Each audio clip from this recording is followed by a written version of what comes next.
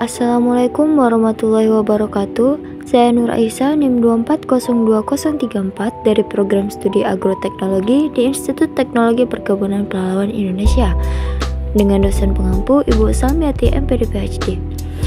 Pada video kali ini saya akan membahas tentang laporan praktikum pengamatan proses respirasi pada jaringan tumbuhan di mata kuliah Fisiologi Tumbuhan. Latar belakang. Respirasi pada tumbuhan merupakan proses penting untuk menghasilkan energi dalam bentuk ATP melalui pemecahan senyawa organik seperti glukosa yang digunakan untuk mendukung pertumbuhan dan perkembangan jaringan. Proses ini terjadi di mitokondria dan sangat dipengaruhi oleh kondisi lingkungan seperti suhu, oksigen, serta ketersediaan air. Pada jaringan muda seperti kecambah atau toge, aktivitas respirasi berlangsung intensif karena kebutuhan energi tinggi untuk mendukung pembelahan dan pemanjangan sel selama pertumbuhan awal. Toge atau kecambah kacang hijau sering digunakan dalam pengamatan respirasi karena mudah tumbuh dan menunjukkan perubahan metabolisme yang cepat. Selama proses perkecambahan, biji yang awalnya dorman mulai melakukan aktivitas respirasi kembali setelah imbisi air, yang kemudian menghasilkan CO2 dan energi untuk pertumbuhan embrio menjadi kecambah. Faktor-faktor seperti cahaya dan suhu dapat mempengaruhi laju respirasi pada toge, sehingga pengamatan ini penting untuk memahami hubungan antara metabolisme energi dan kondisi lingkungan. Tujuan. Adapun tujuan dari praktikum ini yakni yang pertama mengetahui adanya proses respirasi pada jaringan tumbuhan, yang kedua mengidentifikasi produk respirasi berupa gas karbon dioksida, yang ketiga melatih mahasiswa menggunakan indikator kimia untuk mendeteksi hasil respirasi. Alat dan bahan.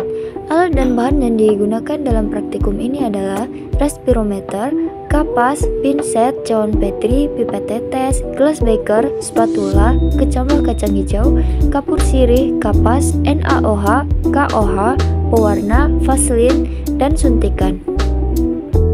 Cara kerja.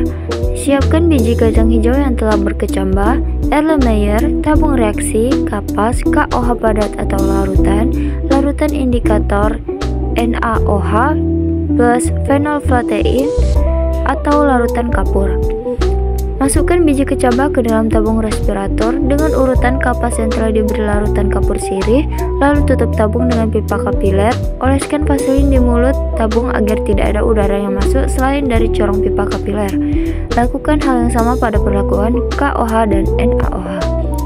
Pada perlakuan menggunakan pewarna, biji berkecambah dimasukkan ke dalam tabung tanpa ada benda lain, lalu tutup tabung dengan pipa kapiler dan lumuri mulut tabung. Setelah ditutup tabung menggunakan pipa kapiler, lalu suntikkan zat warna ke ujung pipa kapiler untuk melihat pergerakannya. Lalu, amati sampel sesuai indikator masing-masing perlakuan selama 15 menit dengan tiap 5 menit pengamatan dan dicatat perubahan yang terjadi.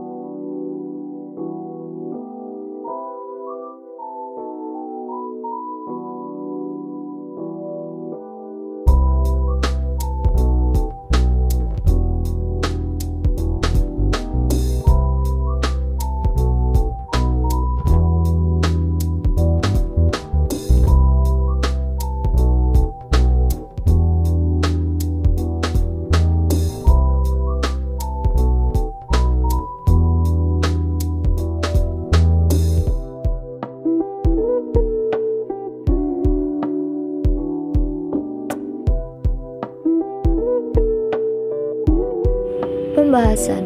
Berdasarkan hasil pengamatan, semua perlakuan menggunakan kecambah kacang hijau hidup menunjukkan adanya perubahan warna pada larutan indikator yang menandakan berlangsungnya proses respirasi.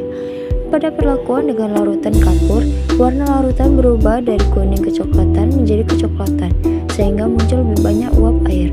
Perubahan warna ini menunjukkan bahwa gas karbon dioksida dihasilkan dari proses respirasi aerobik kecambah. Gas karbon dioksida yang dilepaskan bereaksi dengan CaOH membentuk CaCO3 atau kalsium karbonat yang menyebabkan larutan menjadi keruh atau kecoklatan. Selain itu, peningkatan uap air merupakan hasil samping dari proses oksidasi glukosa di dalam jaringan hidup yang menunjukkan bahwa aktivitas metabolik berlangsung dengan baik. Pada perlakuan dengan larutan KOH dan NaOH, perubahan warna juga terjadi, namun dengan intensitas yang berbeda. Larutan KOH dan NaOH berfungsi sebagai penyerap CO2, sehingga perubahan warna yang lebih kecil menandakan sebagian besar CO2 lebih telah diserap oleh basa kuat tersebut. Meskipun demikian, adanya sedikit perubahan warna dan peningkatan uap air tetap menunjukkan bahwa respirasi pada kecambah-kacang hidup berlangsung aktif, menghasilkan CO2 dan H2O sebagai produk akhir. Perbandingan antara ketiga indikator ini membuktikan bahwa larutan kapur lebih sensitif dalam mendeteksi gas CO2 karena menghasilkan perubahan visual yang lebih jelas dibanding KOH atau NaOH. Kesimpulan, berdasarkan hasil praktikum dapat disimpulkan bahwa kecambah-kacang hijau hidup mengalami proses respirasi yang ditandai dengan terbentuknya gas karbon dioksida dan uap air. Hal ini dibuktikan dengan adanya perubahan warna pada larutan indikator, terutama pada larutan kapur yang menunjukkan perubahan paling jelas akibat terbentuknya endapan kalsium karbonat.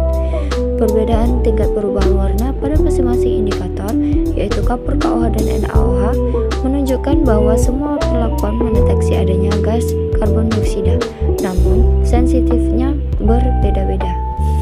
Dengan demikian, praktikum ini membuktikan bahwa jaringan tumbuhan yang hidup melakukan respirasi untuk menghasilkan energi dalam bentuk ATP, disertai dengan pelepasan karbon dioksida dan H2O sebagai produk sampingnya.